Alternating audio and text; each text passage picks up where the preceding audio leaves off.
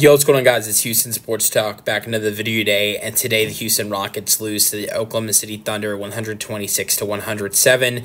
Tough loss to the Rockets, really tough loss, but look, it is what it is. The Rockets aren't as good on the road as they are at home. I'm going into this matchup 2-1 on the road, but the Rockets play more effective basketball at home than they do on the road. And playing a great team tonight in the Oklahoma City Thunder. Going into this game right here, the Thunder 7-1 really have been blowing everybody out. Just took their first loss of the season to the Denver Nuggets in their last matchup. And you just knew after coming after their first loss, to me personally, a game I didn't think the Thunder should have lost the Nuggets. The Nuggets are a solid team, but Thunder are way too good to lose to the Nuggets the way they did. You just knew they were going to come in fire in this game. Look, honestly, I believe in the Rockets all day. I just did not expect them to win this one, but what I did not expect was for the Rockets to get blown out the way they did. And I want to talk about the Thunder a little bit because it's been so great this season, 8-1 on the season now. Now they're, still undefeated at home. And let's give the Thunder some credit.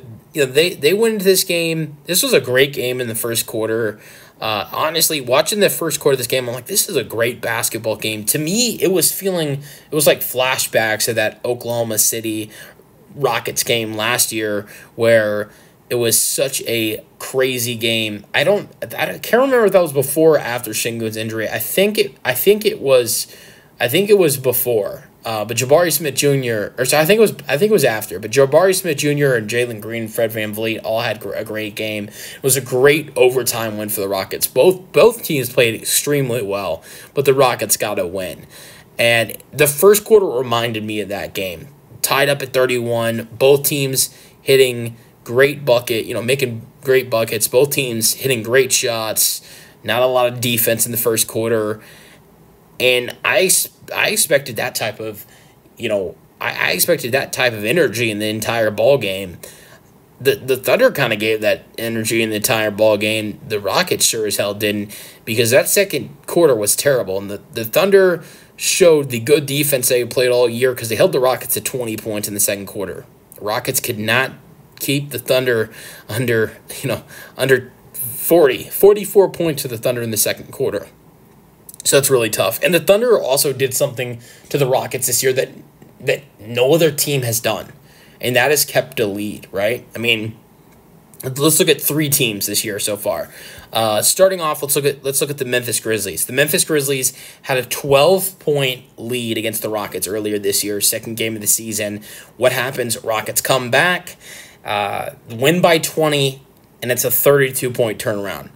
Literally the next night after that, the Rockets play a game in San Antonio. Next night, Rockets down 21 at halftime.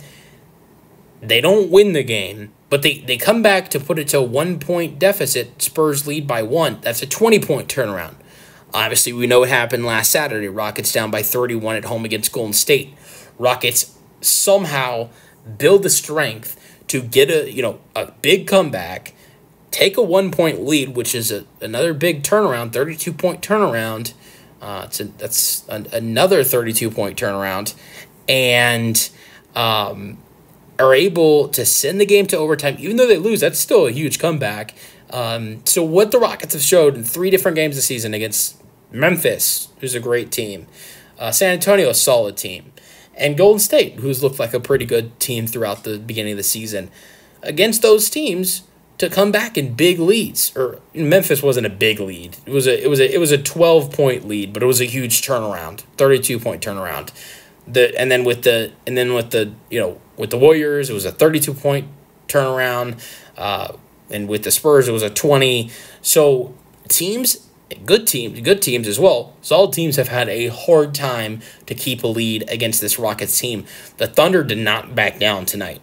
Thunder led by 29 in this basketball game, and what ended up happening? The most of the Rockets cut the lead to was 18.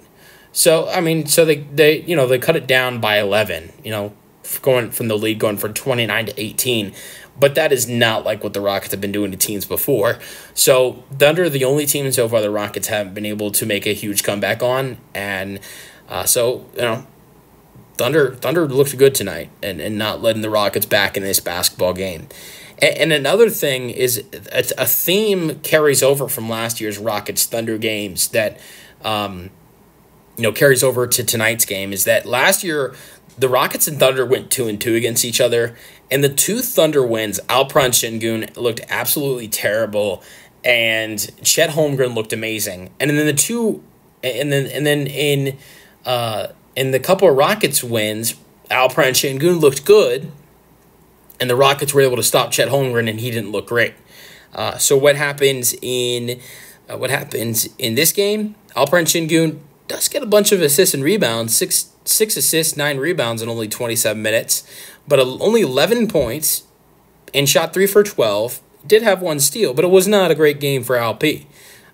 Sure, there was lower minutes, but what does Chet do? 29 points, 5 rebounds, 8 for 14, 4 for 6 from 3, 9 for 10 at the free throw line. Shai Gilgeous-Alexander was fantastic, 29 points, 5 rebounds, 4 assists. Here's the dangerous thing about the Thunder is, and it wasn't 100% tonight because the Thunder didn't shoot amazing from 3, but if you do something that the Rockets try to do tonight, which is, double team Shai Gilgeous-Alexander a lot, which is a good idea because you obviously you want to double team one of the best players in basketball, but this is such a hard team to double, double Shai because of the shooters that are around him. You got J-Dub, you got Chet, you have Lee Dort, you have Kesson Wallace. Off the bench, you have Caruso, you have Isaiah Joe, Aaron Wiggins, so many good shooters around him. AJ Mitchell, who's another solid shooter. They shot 14 for 37 tonight, but the Thunder are really good at finding good open looks when you double team Shai, and I saw that a bunch tonight. You double team Shai, that takes him off as a scoring option, but 100% of the time it leads to an open 3 for the Thunder. Chet shot 4 for 6 tonight from 3. Shai himself shot 1 for 2. J-Dub was 0 for 1. Lou Dort was 1 for 5. A couple of those were open looks on Shai doubles. Kesson Wallace was 0 for 1. Alex Caruso shot 2 for 3, which this is play-by-play announcer Craig Ackerman's fault because, I love Craig Ackerman. He's a great announcer. I had him on 2 years ago on my channel for a chat, 40-minute chat. Awesome dude. But right before Alex Caruso took his first shot of the game, of course he says, Alex Caruso has been a little bit of a shooting slump. What does he do in that exact moment? Takes a deep 3, nails it. What does he do the rest of the game? 10 points, 4 rebounds, 1 assist, 1 steal, 2 for 3 from 3, 3 for 5 from the floor. That's what you call the announcer's jinx. That was really it for the Thunder scoring. Isaiah Joe looks good off the bench, 14 points. And here's the dangerous part. The Thunder, who looks so good against, in my opinion, a good Rockets team, they're not even healthy. They have former Rockets center Isaiah Hartenstein injured. You have Kendrick Williams injured. There's another player I'm missing that is injured. Oh, the other Jalen Williams. Not the amazing Jalen Williams, J-Dub, but the center Jalen Williams. So 3 players injured right now for this Thunder team, and they still look amazing at 8-1. Shout out to the Thunder. Let's go over some Rockets basketball. I've been trying to stay away from the bad play tonight, but let's go over some brutal stats. Went over Şengün. Dillon Brooks actually was a bright spot in this one. 12 points in 27 minutes, 6 for 12, 3 for 4 from 3, 4 rebounds. He looked great. Jabari Smith Jr., that is not a bright spot. 4 points, 2 for 7 from the floor, 17 minutes. Ime Udoka just kind of gave up on him playing in this one. And Jabari's going to lose minutes when he doesn't look good and Tari Eason and Amen Thompson look good. Jabari's not going to get minutes when he doesn't look sharp and Tari Eason and Amen Thompson do. You're not going to see him play. 17 minutes. Even though the Thunder dominated this basketball game, you still saw the starters getting good minutes. Şengün and Brooks each with 27.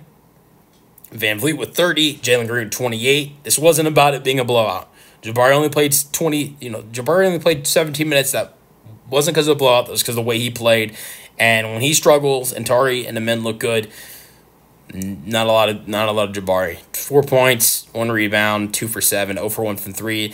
And look, first it's actually been a little bit often that in his career going up against the Thunder, the team that passed on him, where he had success against this Thunder team, that was not tonight. Tari Eason and Amen Thompson on the other end. Amen Thompson looked spectacular, 14 points, 7 rebounds, 1 assist, 1 block in 24 minutes, 5 for 12. 25 minutes for Tari Eason, and those 25 minutes, 5 for 11, 2 for 5 from 3, 12 points, 6 rebounds, no assists, 3 steals. Rockets steal leader, 1 block for Tari as well. Off the bench, outside of those guys, Steven Adams, his return to OKC, I mean, he's returned there before, but his first return to OKC in a Rockets uniform. Well, if you include the preseason now, 2 for 2 from the floor, 1 for 3 at the free throw line, 5 points, 2 rebounds, 1 assist, 1 steal. Couple standing ovations for Steven Adams tonight. I saw a couple jerseys in the stands. Great, love to see it from Steven Adams. Jayshawn Tate looked pretty solid in bench minutes. Not bad at all from Tate. 6 points and 5 rebounds with 1 steal in 6 minutes. I mean, hey, if Ime Udoka, who most recently has been has gone from a 10-man rotation to a 9-man rotation, with it being a with Cam Whitmore not getting minutes because of his struggles. If you're Ime Udoka, you want to go back to to a 10-man rotation. Jayshawn Tate could be a solid candidate with the way he looked in this game. 6 points, 5 rebounds, 2 for 3 from 3. There's 2 from 3 at the free throw line. Not bad from Tate. Jock Landale, 6 minutes, 0 for 1. 0 for 1 from 3. That's his first miss from 3 this season. He also missed 2 free throws. He did have 2 rebounds, though. Jock Landale's been spectacular this season from 3 so far, but he could not make that one. Something interesting we saw tonight in this game, in the final minutes of this game and in the blowout, we saw both Steven Adams and Jock Landale in the game at the same time. All right, Jack McVay had that incredible game against the Thunder in the preseason, which I think is a big reason why he made the roster. And gets 6 minutes, 3 points, 2 rebounds, 1 for 2, 1 for 2 from 3. Against the Spurs when the Rockets were dominating the Spurs on Wednesday, Jack McVay got his first NBA minutes for the Rockets players on the floor. Desperately tried to get Jack McVay his first NBA bucket, and he went 0 for 3. What happens tonight? They continue to try to get him that first bucket, and he does get a 3-pointer. Aaron Holiday, 6 minutes, 1 for 2, scores 3 points with a bucket, and a free throw was an and 1. He had a rebound and 2 assists. Reed Sheppard, 19 minutes, was the most minutes off the bench outside of Amen and Tari Eason. He shot 2 for 2. Which was good. 4 points, 4 assists, another nice assist game for Reed. 2 rebounds, only 1 turnover in 19 minutes as the guard, so I'd love to see that. So tough loss for the Rockets, but like I mentioned, such a tough OKC team, and they showed that tonight. But hopefully the Rockets can get back on track. Schedule's getting easier after this one, so can only hope it gets better for the Rockets. That's the video. Hope you guys enjoyed, and peace out.